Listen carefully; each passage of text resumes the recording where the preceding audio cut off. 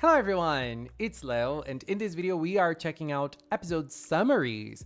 We have 2 episode summaries for the month of July from IDOL PRECURE, and we also have the first title for August. So let's check what we have out, and then we're gonna have some discussions on the events and everything that's gonna happen. The first episode that we are going to check out is episode 23, that is called This Is My Signature, which is next week's episode. We've already seen the preview.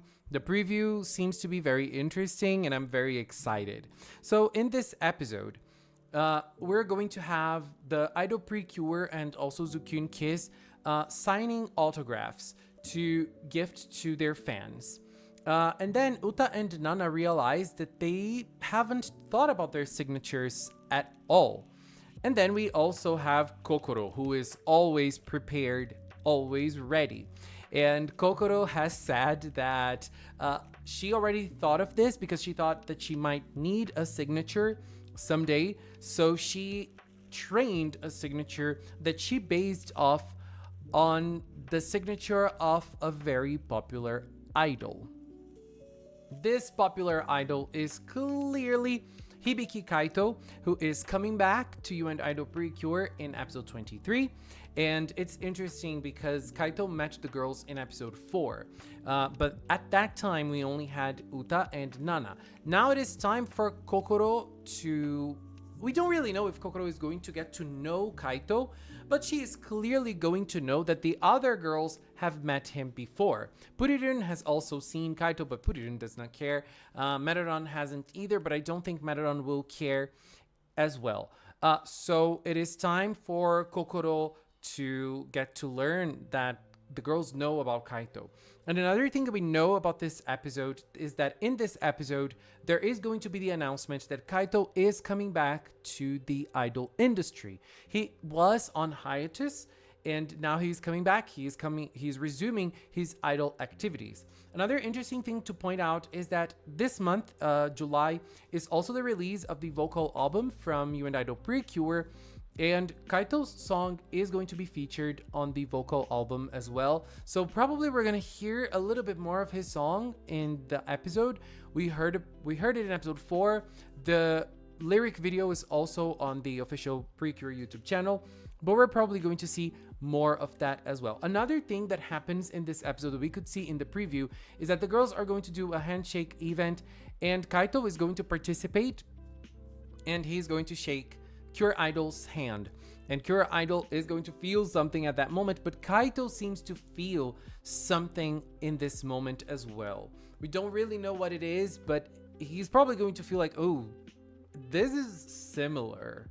Like I know this from somewhere. Do I know this from somewhere? And he's probably gonna wonder, and Cure Idol is going to have to pretend that she doesn't know who Kaito is.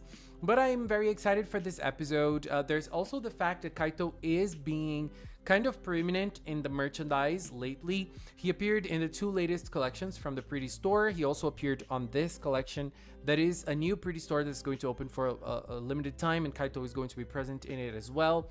I feel like they're adding Kaito for a couple of reasons. One of them is that Kaito seems to be a very popular character. Male characters have been very popular in PRECURE lately. And I also believe that they are adding him because there is no human form from Purirun and Maruran. So to not only sell only 3 acrylics, they're adding 1 more acrylic to the collections to have at least 4, to have more options and for people to buy them, of course, because, well, why not, right? So this is going to be episode 23, and we now have the summary for episode 24 as well. This episode is very relatable. Episode 24 is called Tanaka's Summer Vacation. In this episode, we've seen what Tanaka has been doing. He's been supporting IDOL PRECURE every day. He's been working part-time at Cafe Glitter. So he has been overworked, baby. He's been doing a lot. And then the girls noticed that he hasn't had a vacation. So why not use the summertime for a vacation? And so that's what they're going to suggest to him. And so they offer to do the work that Tanaka does for him so that he can take a little vacation. What happens though is that Tanaka has some free time off, and so he struggles to figure out what he should do with his free time. This happens a lot with people who work too much. So like, what should I do? What's gonna happen? And I feel like this is a good opportunity. I don't know if they're gonna do this or not, but I feel like this is a good opportunity for the show to tell us a little bit more on Tanaka's story, on Tanakan's story. Like, how did he come to Hanamichi Town? Why did he come to Hanamichi Town? Was it because of the legend only? Was there a past idol in action that he helped before? How was he able to get his human form? I hope that the episode tells us this, unless it is something related more closely to the story from You and Idol that we're not supposed to see now, and so they're going to leave this more to the end of the show. I feel like this is a good opportunity, but we never know, right? And so those are the summaries that we have for this month, but we have two other episode titles. One of them we've already seen, which is episode 25, Winking in a Field of Sunflowers. Very curious. This is clearly an episode that is going to be related to Nana, who is Cure Wink. So winking is a very important part of her character. And we now have the title for the first episode of August, which is called Kyun Makes Perfect. Obviously an episode related to Kokoro, and it's nice they're using the words that are related to their Cure sonas. We do not know anything about those two episodes. We don't know how they're going to relate to those two characters and the plot of those episodes. We don't know if this episode from Kyun Kyun is going to be related to her dancing. It's kind of been a while since we saw her focused on this. Maybe they're going to bring this back, just the same as Nana with her piano. We don't really know what they're going to do here, but I'm glad that they're getting solo episodes again, because I feel like it's already time to focus individually on the characters, since we were so focused on the plot of the show. And after getting like more than a month of plot, we need to do other things, because that's how Precure works. And I'm very excited for these episodes. I think all of them are going to be very fun. I feel like this week's episode is very intriguing, but I am very curious to Kokoro's and Nana's episodes, because I really like those two characters. I really like all the characters, but those two are very special because they are part of IDOL PRECURE. So to me, they are amazing. I'm very curious to see where the plot is going to take both of them. And so just as another thing that I want to talk about before closing this video, before finishing, is that I feel like we are onto a part of IDOL PRECURE that is not going to give us much in terms of plot, in terms of lore, in terms of details on Kiraki Land or Dark Ine. I don't feel like we're going to have big events this month. This is just me speaking. I don't really know.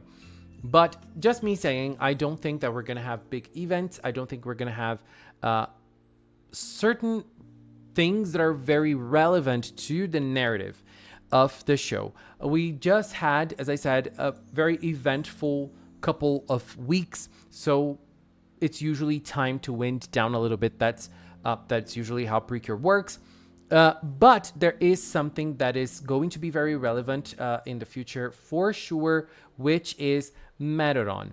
Meteoron has sacrificed something that we have no idea what it is, so that she is able to transform into Cure Kiss. This has happened in episode 17, but since then we have no idea what her sacrifice was. One thing is that I have this theory, and this is just a theory of mine. We had a big event with Purirun and Uta, and Purirun's sacrifice was basically nullified because of a miracle. A miracle happened, and this miracle was able to turn Purirun back, to give back Purirun's memories. So it was a very strong power from Uta's music, from Uta's voice, from Uta's feelings. This was something very beautiful, very powerful. But then we have Meteoron's sacrifice. We have no idea what it is, but Meteoron's sacrifice is something that probably will get only Madoran herself and not really other characters. It will not impact on other characters, or at least as far as we know, because this is what we had with Purirun. Purirun's memory loss is something that affected not only Purirun but the other characters emotionally as well. So we had like the whole cast dealing with it, and Madoran's sacrifice is something that might only affect Madoran. We don't really know. But the thing is, I feel like it's going to come into play with the power-up. Maybe her sacrifice is also going to be nullified after the power-up appears. We don't really know. But it is definitely something powerful. It's definitely something sad because it is a sacrifice. It is something that she gave up or she will give up. Maybe it's something that will activate in the future. We don't really know, but I feel like Madoran is going to play a big role in the power-up moment because we know that whenever they get the power-up or whenever they get a new power, it is going to be another big moment because the power-ups are usually big moments in a Precure season. The one thing I hope doesn't happen is they carry Zakuri until the power-up. I really hope they defeat Zakuri soon and we have other villains appearing. We maybe have Chokirine attacking or something. I really hope it's not Zakuri until the power-up. I hope that they wrap up Zakuri's story this month.